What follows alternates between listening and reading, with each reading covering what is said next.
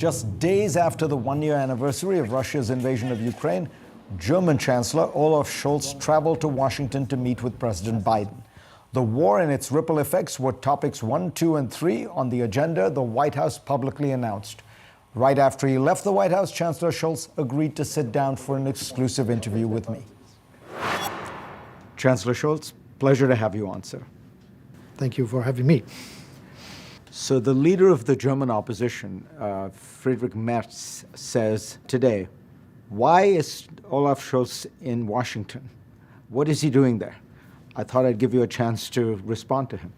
I already told the Parliament what I'm doing here. I'm talking to the President, and this is not the first talk. I was here 1 year ago, but we met quite often, and we have a lot of phone calls, video conferences where we speak together. So this is part of a permanent dialogue of the two nations, of the President and me, and it's also a sign of a very good friendship and cooperation of the two countries. How does Joe Biden strike you as a leader? You've met many leaders all over the world. What strikes you about Biden? He is very informed about international relations. I think he's one of the most skilled presidents, knowing how things are running in the world, which is important in times that are becoming more dangerous and will see a lot of changes. And he is really a good man looking at the transatlantic partnership, which is so important for Europe, but also for peace of the world and for NATO. And I think there is something which we have in common, looking at the people you in the United States call the middle class. And I think it is important that we don't forget about their perspectives and their lives and their hopes. And so I like him. When you were talking to President Biden, you must have confronted the reality that the war in Ukraine does appear to have settled into something of a stalemate. Neither side is making major advances. The Russians seem to have made some advances. Where does it go from here? Looking at the situation, which looks like what you explained to us, we have to understand where we are coming from. So it was the idea of Russia that they will conquer the whole country in a very short time, and they did not succeed. They had to regroup their troops back from Kiev, where they started their invasion. Now they are doing this very ugly, aggressive war in the east of Ukraine. And Russia never expected the strength of Ukraine, of the people, the braveness, how they defend their country. And he never expected that they are what he is not accepting, a nation, and altogether. And on the other hand, he misjudged the unity of Europe, of the United States, and all the friends of Ukraine, and the permanent supply of weapons we give to the Ukraine. And so they were able to defend their country, and they will be able to do it in the future. It is very difficult to judge what will be the next things to happen in Ukraine, but there is something which is absolutely clear. We will continue to support Ukraine with financial, humanitarian aid, but also with weapons. But if this continues for years, Ukraine as a country will be destroyed. Its economy is already down 40–50%, depending on what estimate you look at.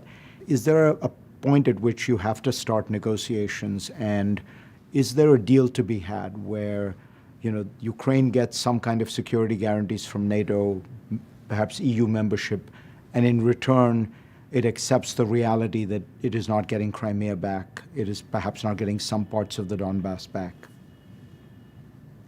There will be no decisions without the Ukrainians. We will not take decisions instead of them. We support them. But should they? Would you encourage them to take these decisions? So we told them that they can go for membership in the European Union, and they are working to make progress in all the criteria that are important for this.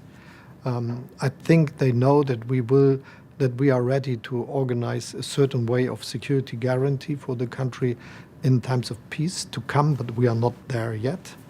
And To my view, it is necessary that Putin understands that he will not succeed with his invasion and his imperialistic aggression, and that he has to withdraw troops. This is the basis for talks. And if you look at the proposals of the Ukrainians, it's easy to understand they are ready for peace, but there must be something done, and this has to be done by Putin. Next on GPS, more of my exclusive interview with the Chancellor of Germany, Olaf Scholz. No one really expected 1 year ago that we would easily economically survive a situation where there is no gas supply to Germany and many parts of Europe from Russia anymore. Chancellor Scholz, let me ask you about your extraordinary speech to the German Bundestag, where you talked about a kind of revolution, a turning of German foreign policy. Whole world looked at it and was struck by what an extraordinary statement it was. But the action has not really followed. You talked about $100 billion that was going to be spent, an increase in defense spending. I think something like $8 billion is going to be spent this year. Is there, what is stopping you from making your actions match your words? First, I announced that we will supply weapons to Ukraine and give all the necessary financial aid, and we are now the strongest supporter of Ukraine in continental Europe, and we will continue to be. It is 14 billion euros which we spent in the one or the other way to support Ukraine the last year. And this is also due to weapons, where we are acting together with the United States and other friends and delivering a lot of very successful weapons for the defense of Ukraine. The last decision was about combat tanks together with the United States, but it was the same when we discussed about multi-rocket launchers, for instance, and similar weapons necessary for Ukraine. So we delivered in this case. And the second is that we made us independent from the supply of gas, coal, and oil from Russia. No one really expected 1 year ago that we would easily economically survive a situation where there is no gas supply to Germany and many parts of Europe from Russia anymore. But we did in increasing the capacity of LNG imports from the western ports of Europe, and also building new ports in the northern shores of Germany, using for a longer time as we planned coal plants, also using nuclear plants which were running out, but we increased the possibility for them to produce electricity.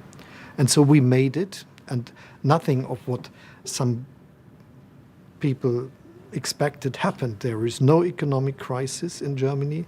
There is no gas shortage or something like that.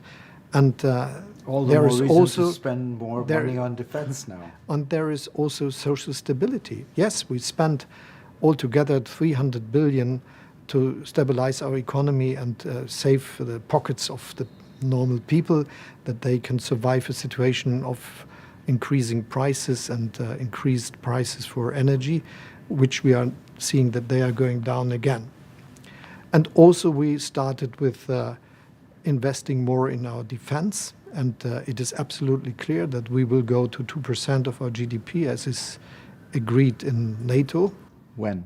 We are starting with this, and we are not spending 8 billion. We are spending quite a lot because we already have the highest defense budget in the European Union, to be very clear, as Germany. But we are willing to increase this. But it is not that we are going to a shopping mall and saying, I would to buy this or this.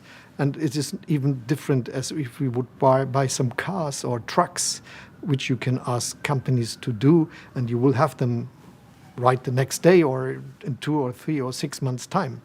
In many cases, we have to make the industry starting their production and delivering this to us. And this is the idea behind this 100 billion fund, which was agreed by the parliament with a 2/3 majority, that we can take now the decisions that are necessary for the long-term supply of our army.